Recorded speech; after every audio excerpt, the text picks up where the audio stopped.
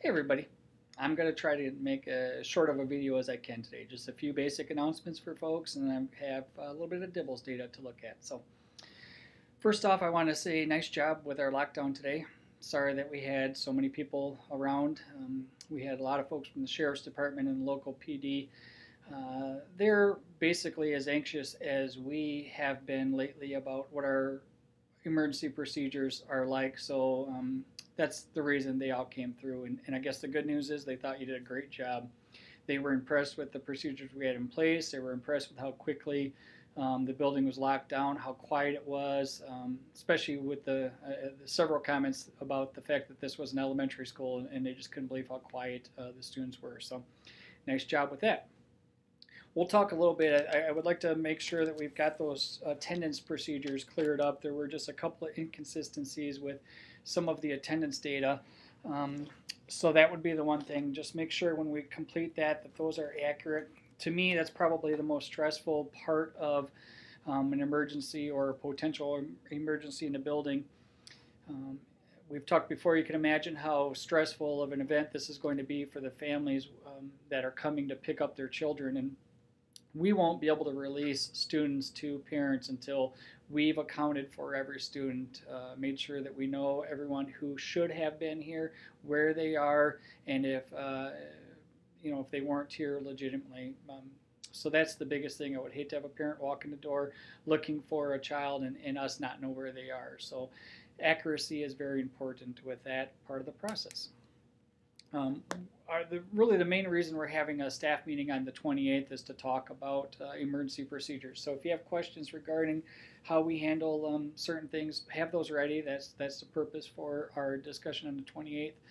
It should be a relatively quick meeting. We're going to talk about safety procedures, and we're going to get a little update from all of our PLN groups. I've been so impressed with what's happening in these groups, and it would just be nice to take a couple of minutes to give a quick update on what everybody's working on. So.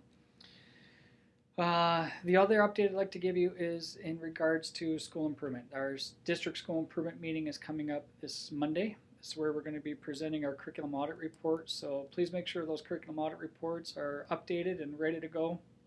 And I'm hoping we can get some volunteers to present for each one of those groups at the district school improvement meeting. It starts at 4:30 on Monday. Okay, I'm going to get into some of our Dibbles data. I know you like that. I thought maybe this would be a little better, me doing it this way as opposed to having to have a big staff meeting. I'm not going to take a lot of time. I just want to give you a snapshot of where we are halfway through the school year now.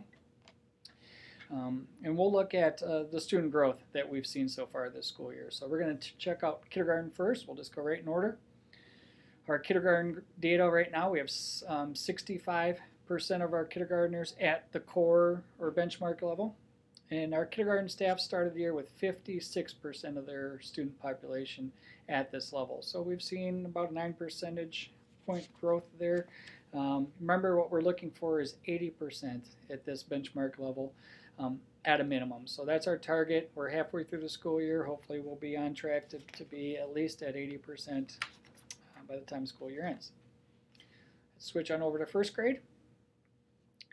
First grade started the year with basically about 60-63%. This is difficult because they did not do the oral reading fluency assessment at the beginning of the year, but we'll say they were basically started the year at about 60-63% in the benchmark or core level. And now with their first oral reading fluency exam under them, we're looking at about 70% of the students being at the core level. So some growth in first grade. We're getting close to 80% range already. Hopefully we can meet that goal by the end of the school year. So I'm going to move up to second grade. We're not using the composite score anymore because we don't factor in the retell. So we'll just go right to the oral reading fluency and we'll look at the words correct category. Right now our second grade is sitting at 70%, and at the beginning of the school year they were 62%. So again, about 8 percentage point growth. Seems to be consistent so far.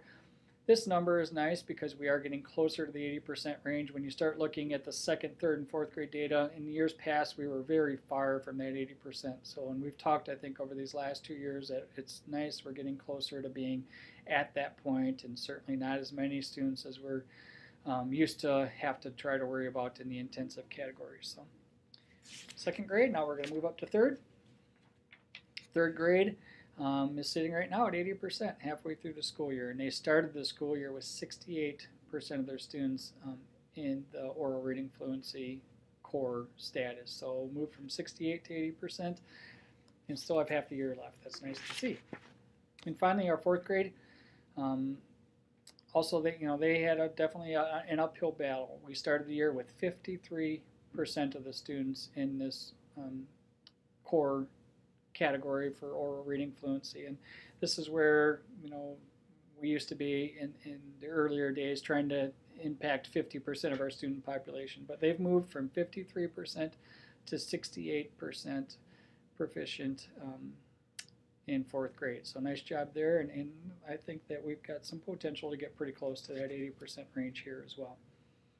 So nice work, everybody. Now for the bad news, I have had folks talk about when and if we're moving to the recommended goals.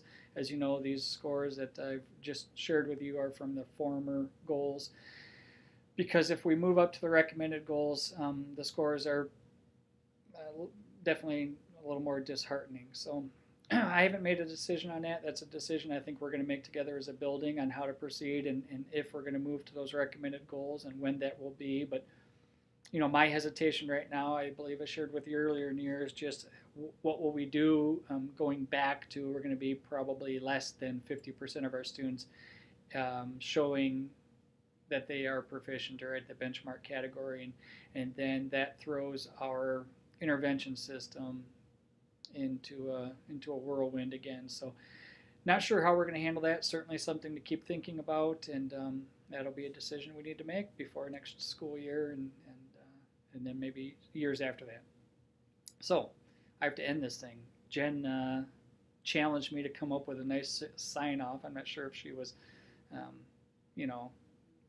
being real or just pulling my chain there, but I'm going to try to come up with something. I've given it a lot of thought, and I'm not the most creative person, so I couldn't come up with anything. Best I could do is come back to the old red-green days and say, keep your stick on the ice. I know, not that great. So if you have something better, I'd love to hear it, and maybe that could be a challenge. Who can come up with the best sign-off for me? So till next time, keep your stick on the ice.